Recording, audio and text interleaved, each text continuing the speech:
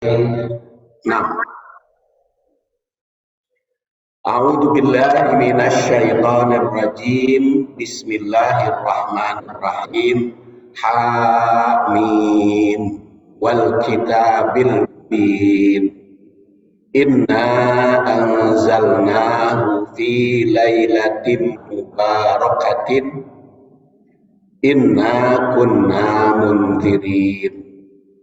Fiha yufraqu kullu amrin hakim. Amran min indina inna kunna mursilin. Rahmatan min rabbika innahu huwas samiul alim. Ad-Dukhan.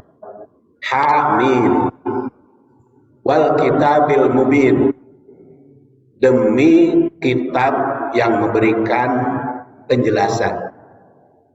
Jadi Hamim dan wal kitabil mubin itu dipahami oleh para ulama bermakna sumpah. Jadi Allah Subhanahu wa taala bersumpah dengan Hamim, huruf muqatta'ah atau huruf singkatan. Dan bersumpah wal kitabil mubin, demi kitab yang memberikan penjelasan. Kita ketahui kalau Allah Subhanahu wa taala mau sumpah dengan apapun boleh. Yang tidak boleh itu umat. Umat tidak boleh bersumpah dengan selain nama Allah Subhanahu wa taala. Tapi kalau bagi Allah Subhanahu wa taala tidak masalah mau sumpah dengan apapun, seperti dengan binatang, dengan ciptaan, dengan langit, dengan bumi, dan dengan huruf yang beliau sebut. Demikian pula dengan kitab wal kitabil mubin. Inna, sesungguhnya kami anzalnahu, menurunkan Al-Quran, kitab itu, fi lailatin mubarakah, di malam penuh barokah.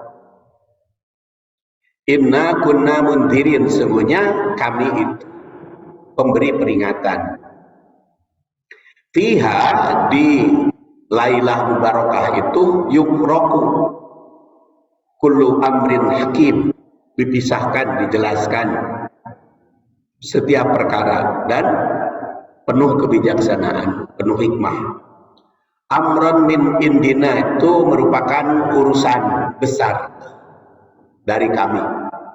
Inna, sungguhnya kami, kunna, kami itu mursilin, pemberi utusan atau pengutus, yang mengutus. Rahmatan, sebagai rahmat, min rabbika, dari Tuhanmu. Innahu, sesungguhnya dia, Allah itu as-sami'ul alim, maha mendengar lagi maha mengetahui. Jadi penutupnya dengan asmaul husna. Hamim, demi kitab Al-Quran yang jelas, memberikan penjelasan. Sungguhnya kami menurunkan pada malam yang diberkahi, yaitu malam Qadar. Sesungguhnya kamilah pemberi peringatan. Pada malam itu dijelaskan segala urusan yang penuh hikmah. Hal itu merupakan urusan yang besar dari sisi kami. Sungguhnya kamilah yang mengutus para rasul sebagai rahmat dari Tuhan. Sungguhnya dia maha mendengar dan maha mengetahui. Surat 44 atau Ad-Dukhan ayat 1 sampai 6. Kita lihat tarikhnya. Yang ketiga, Ibnu Jarir At-Tabari yang lahir 224, wafat 310, itu mengutip berbagai riwayat di dalam menafsirkan ayat ini. Yang antara lain mengungkapkan pendapat Ibnu Abbas, sahabat Rasul yang lahir 3 sebelum Hijriah dan wafat 68 Hijriah, yang mengatakan bahwa Al-Quran itu turun dengan jumlah wahidah, jadi sekaligus pertama kalinya. Jadi secara keseluruhan dari langit tertinggi ke langit dunia. pada malam Qadar di bulan Ramadan. Jadi pertama kali Al-Quran itu diturunkan sekaligus seluruh ayat ke langit dunia. Bahkan ada yang mengatakan turunnya itu dari Lauh Mahfud ke Baitul Izzah sekaligus, kemudian ke langit dunia, dan dari langit dunia diturunkan kepada Rasul secara berangsur melalui malaikat Jibril. Itu disesuaikan dengan kebutuhan umat. Ini dua. Menurut sebagian ulama, antara lain dikemukakan oleh Ibnu Abbas, Al-Quran itu diturunkan 3 kali. Yang pertama sekaligus dari Lauh Mahfud, Baitul Izzah. Kemudian yang kedua secara berangsur kepada oleh malaikat Jibril kepada Rasul secara disesuaikan dengan kebutuhan. Dan turun yang ketiga sekaligus lagi kepada Rasul oleh malaikat Jibril.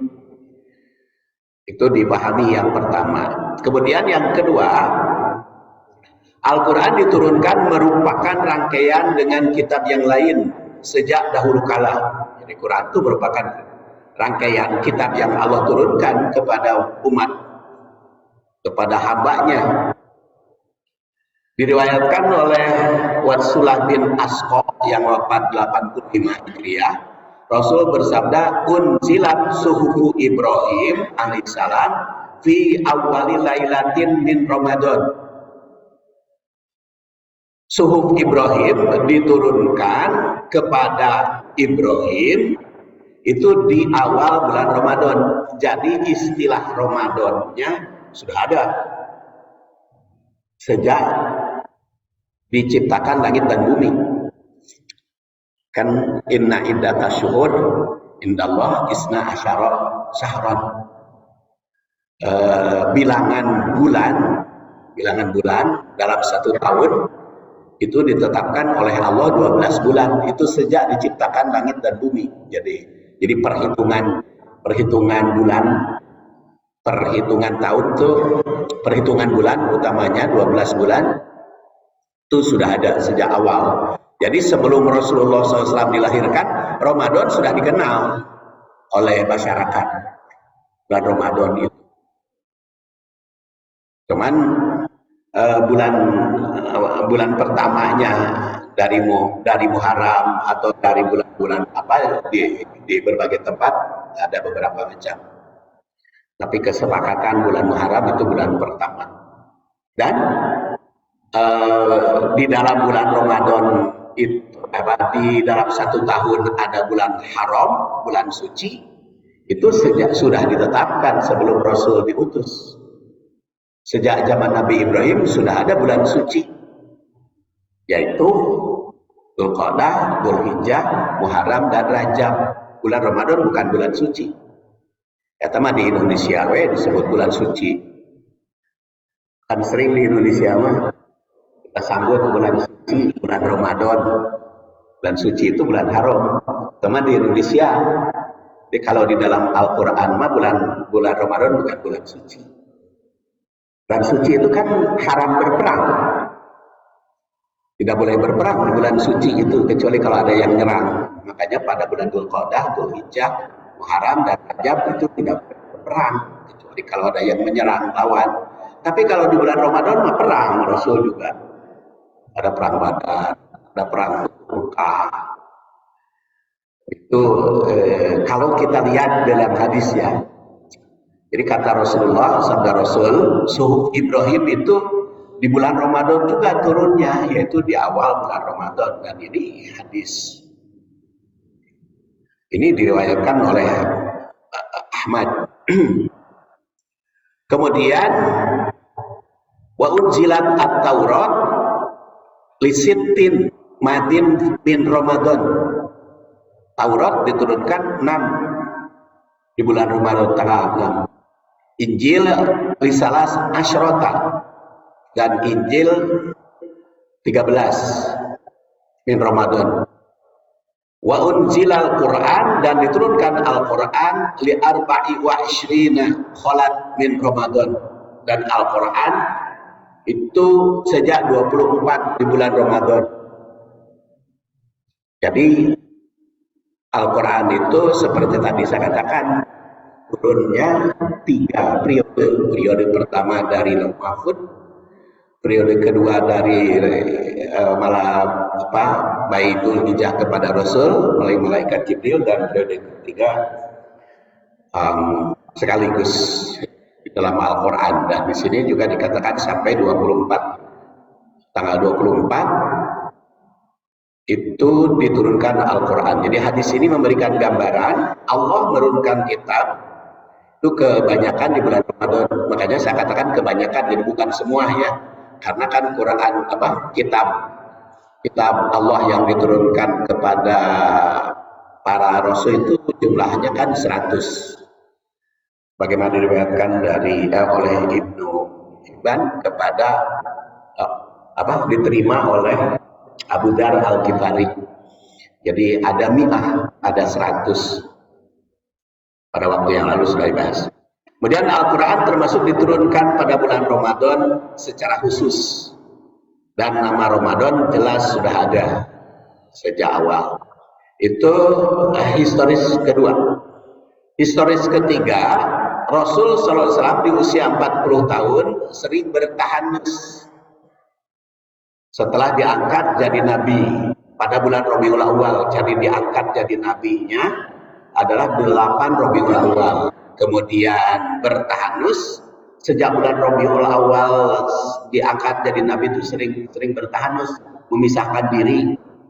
Baru pada bulan Ramadan turun wahyu pertama, itu dinamakan pada bulan Ramadan pengangkatan beliau jadi Rasul. Jadi diangkat jadi nabi dulu di bulan Rabiul Awal, kemudian diangkat jadi Rasul pada bulan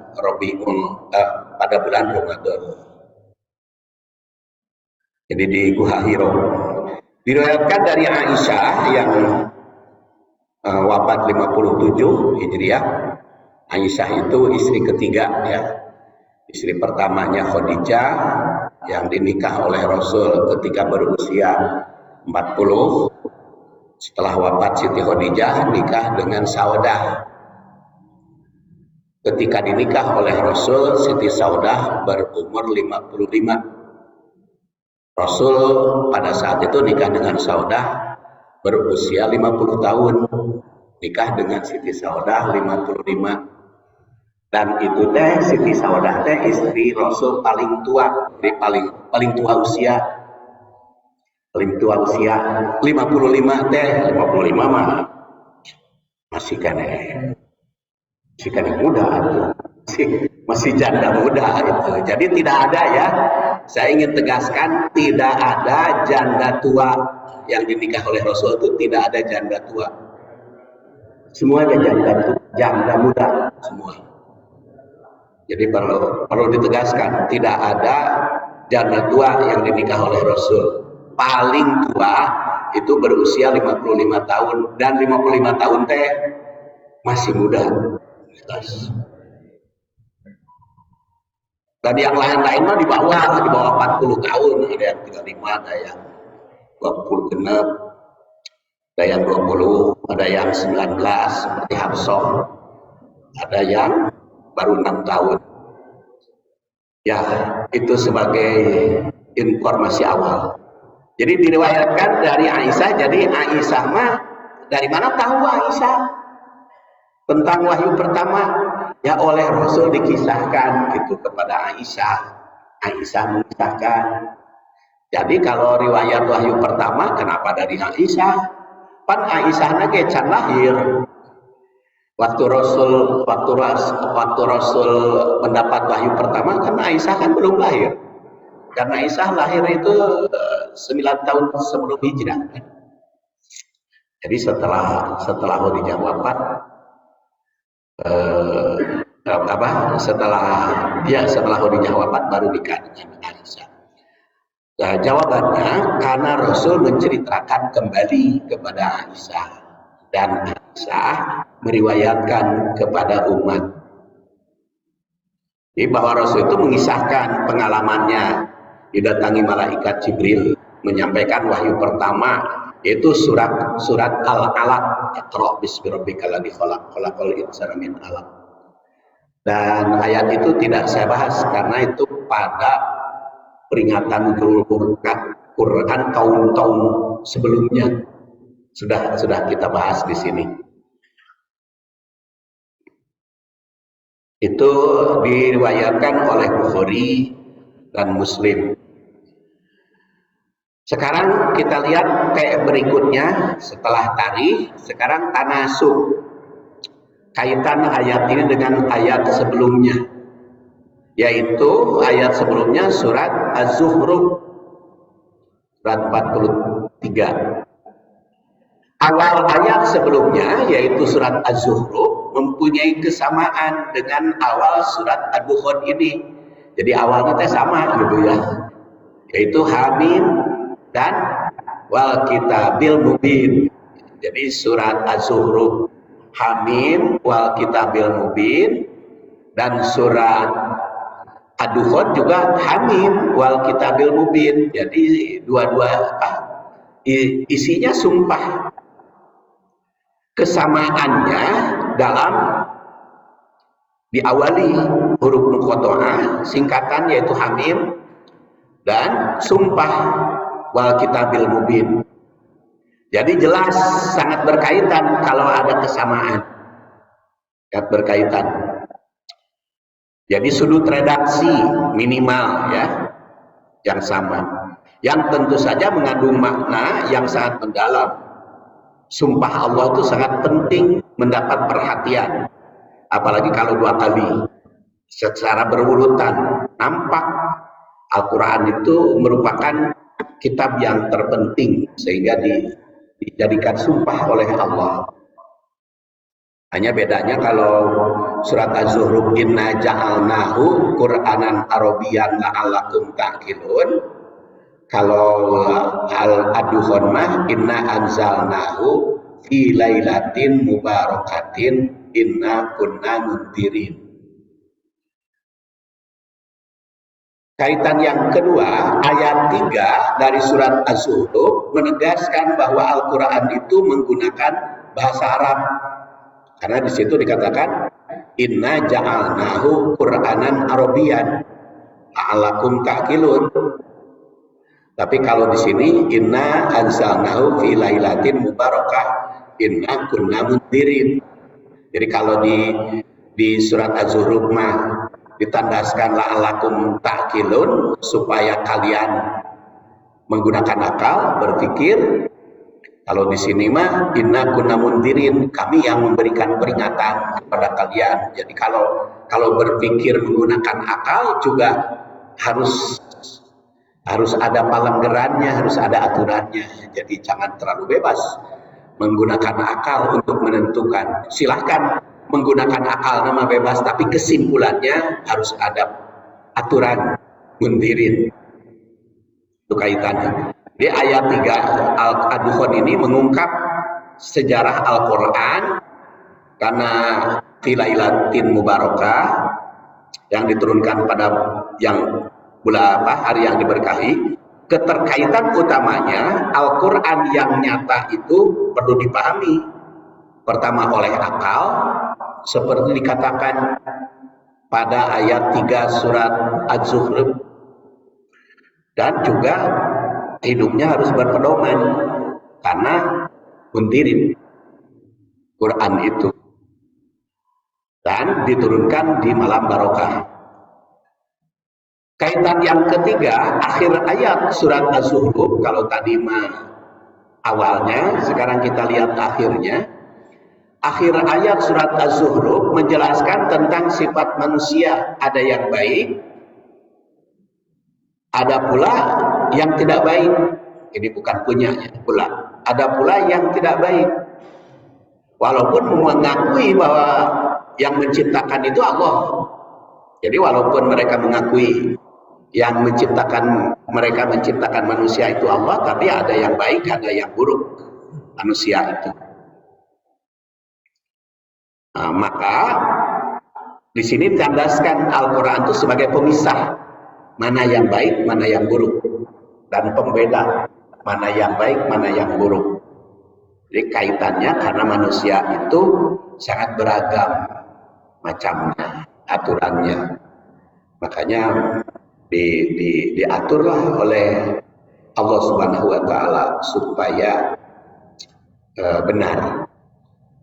Kaitan yang keempat, pengunci ayat surat Az-Zukhruf memerintah agar menyampaikan salam perpisahan kepada manusia yang tidak sejalan.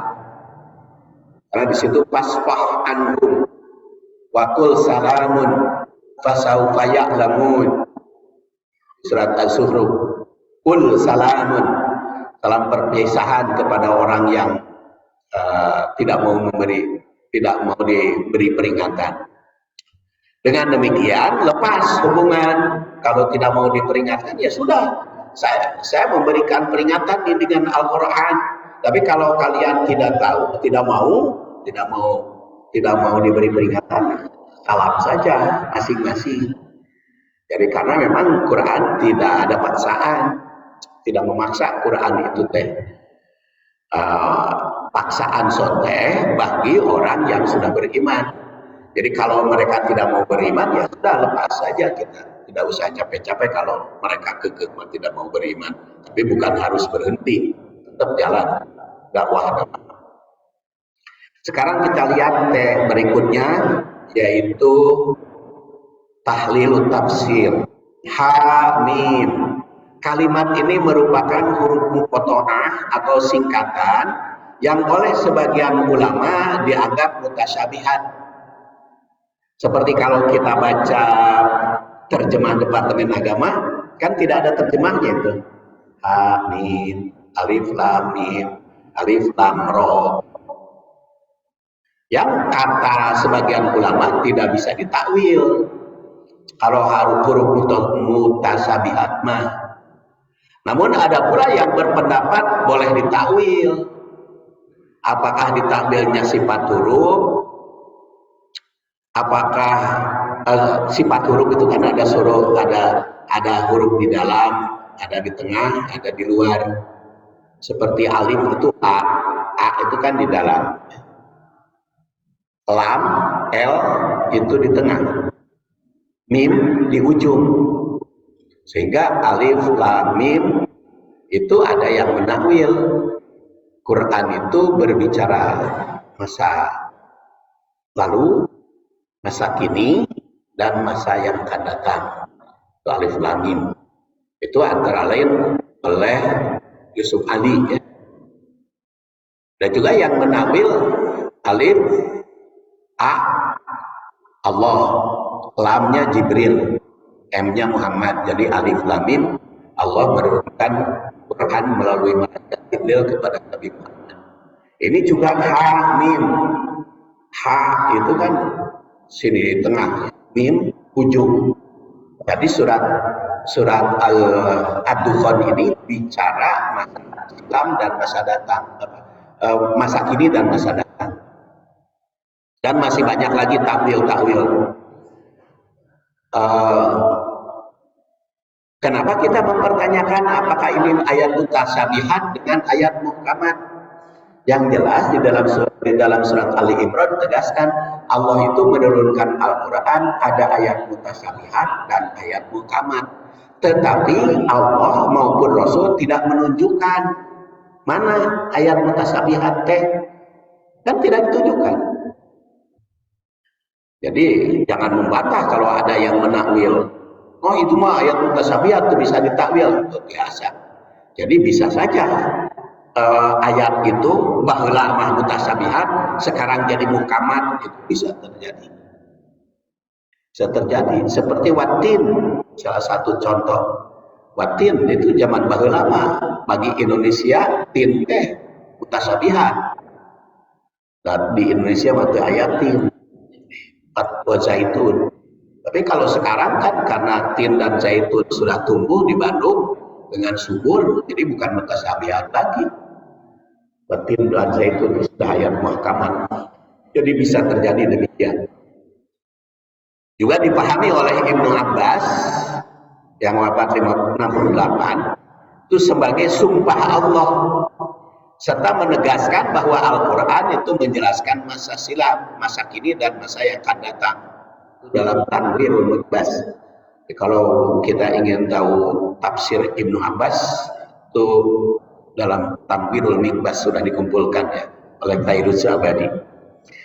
Al-Qurtubi berpendirian, jika melihat surat Az-Zukhruf itu berpendapat bahwa ayat Hamim itu merupakan sumpah Allah yang pertama, dan pada surat Ad-Dukhan sumpah Allah yang berikutnya. Jadi sumpah Allah itu dengan huruf H dan Mim, tentu untuk menekankan pentingnya yang bakal diterangkan. Antara lain ya, salah satu fungsi sumpah itu kan begitu. Sumpah semacam ini dikemukakan oleh Asy-Syaukani yang wafat 1250 Hijriah, berlaku pada surat lain seperti Yasin. Itu sumpah, wal Qur'anil Hakim, Nun. Jadi huruf muqatta'ah. Dan ini tentu saja mendorong kepada kita untuk ditadabbur. Maka tadabbur itu harus dilandasi iman. Jadi tadabbur Al-Quran mah iman dulu, langkah yang pertama teh. Dan itu salah satu bedanya antara tadabbur dengan tafakkur. Jadi kalau ibu-ibu berangkat wisata ke mana, ke Pangandaran atau ke Jakarta atau ke mana, itu namanya tafakkur, bukan tadabbur. Piknik itu tafakkur, Bu. Jadi jangan mari kita tadabbur alam. Bukan. Kalau kepada alam mah tafakkur. Kalau tadabbur mah kepada Quran. Apa bedanya? Kalau tadabbur itu diawali dari yakin bener. Yakin bener. Tadabbur mah seperti iman. Al-Quran makanya disebut di sini Hamim. Hamim teh naon hartina? Bener heula, yakin. Dari Allah. Rek ngarti rek henteu. Kudu yakin dulu bener. Yasin. Ya, ada yang mengatakan kan Yasin itu nama Rasul. Toha. Yakin dulu bener. Jadi Al-Quran itu kalau ditadaburi iman dulu. Nah kalau tafakkur dari ragu, makanya teliti. Kemudian kaitkan dengan Quran dan hadis, tafakkur. Ada juga yang mengistilahkan deduktif dan induktif dalam penelitian itu. Dua-duanya bisa. Kalau kita tafakkur harus dikaitkan dengan tadabbur ayat. Kalau kita tadabbur harus dilihat juga ayat.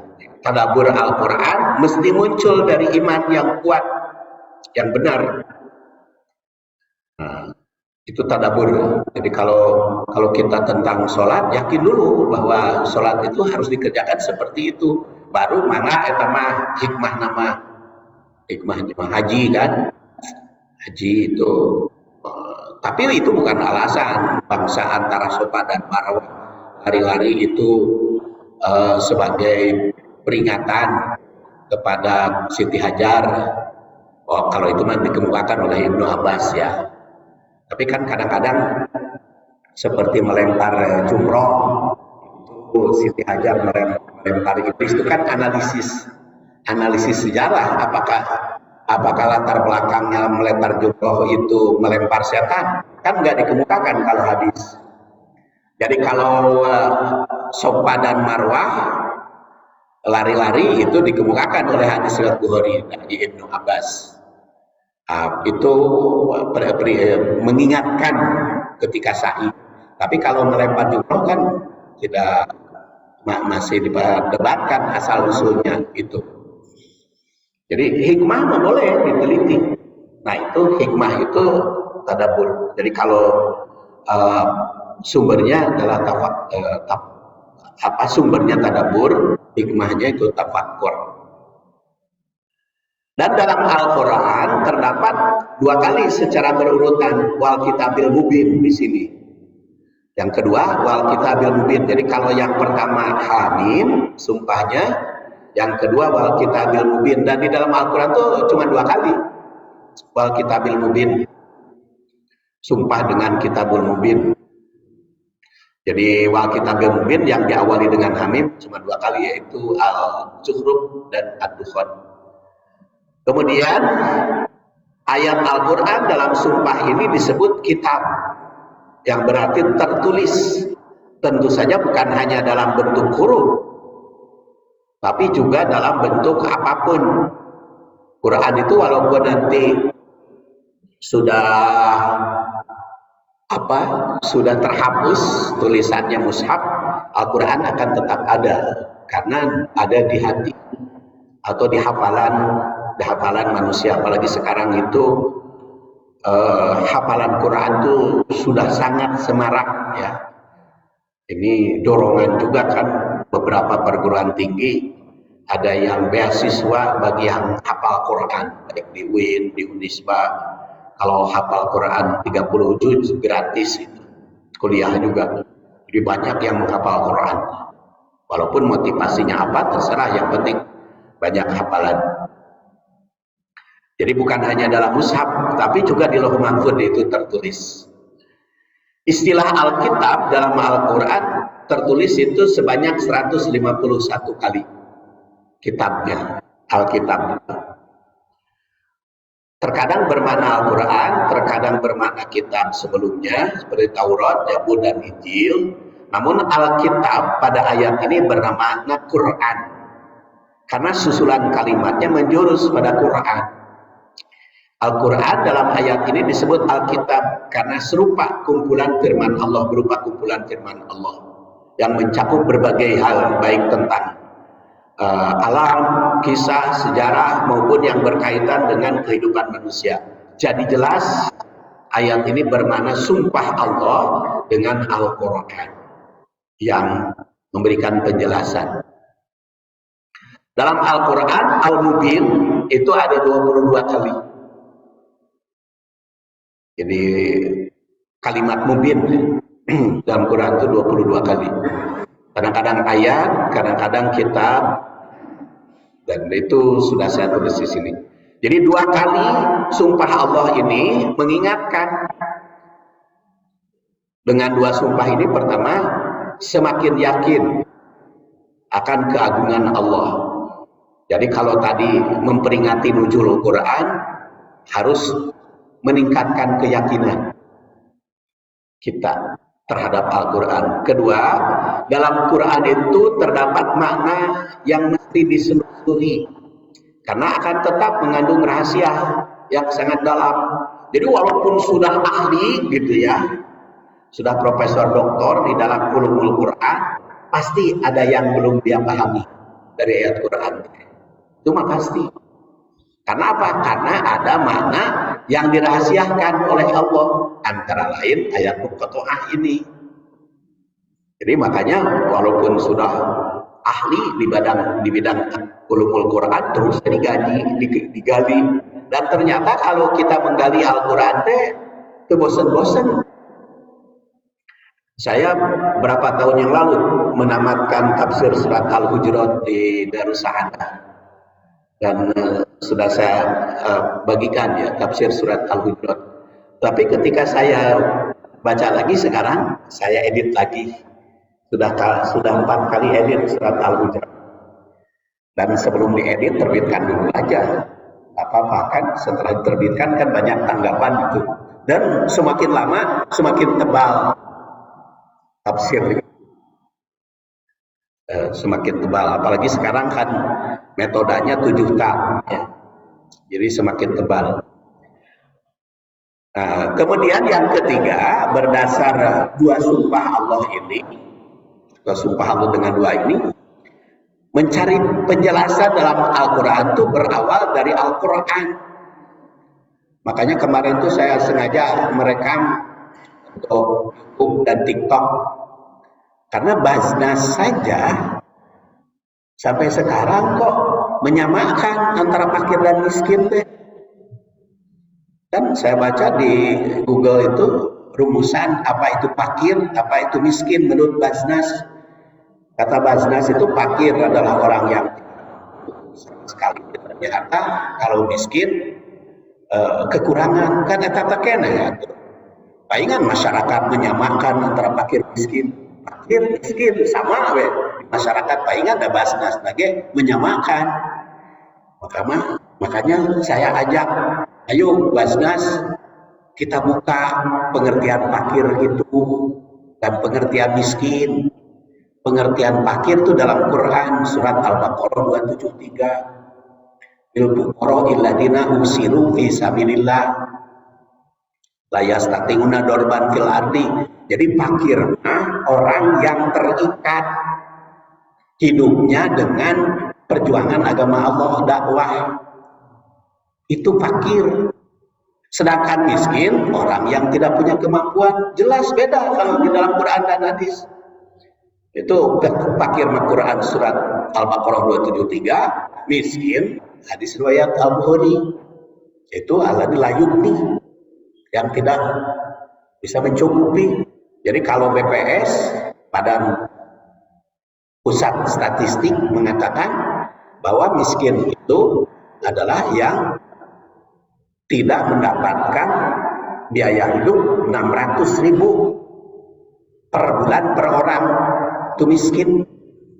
Jadi kalau bapak punya anak 4 yang menjadi tanggungan, jadi 6 dengan suami istri, jadi 6 kali 6 3.600.000. Jadi kalau punya anak 4 tidak mampu menghasilkan 3.600.000 per bulan, maka itu miskin. Atau kalau 2 orang seperti saya, di rumah cuma saya nanggung istri saja karena anaknya sudah dewasa semua. Jadi saya hanya nanggung di rumah itu hanya nanggung istri saja, 2-an. Jadi 2-an mah 1.200.000. Kalau saya mendapat penghasilan 2 juta, bukan miskin. Itu jelas bedanya kalau Al-Quran dan hadis. Makanya memahami ayat itu harus melalui ayat juga, memahami hadis dengan hadis juga dikaitkan. Jadi jelas beda fakir dan miskin itu bagi pengelola zakat ya. Baik, inna anzalnahu fi lailatin mubarakah. Sungguhnya kami menurunkan Al-Quran pada malam yang diberkahi. Salah satu penjelasan tentang kapan diturunkan, jadi karena kita nuzul Quran, maka di sini dikatakan Quran diturunkan pada Lailah Mubarakah, malam yang diberkati.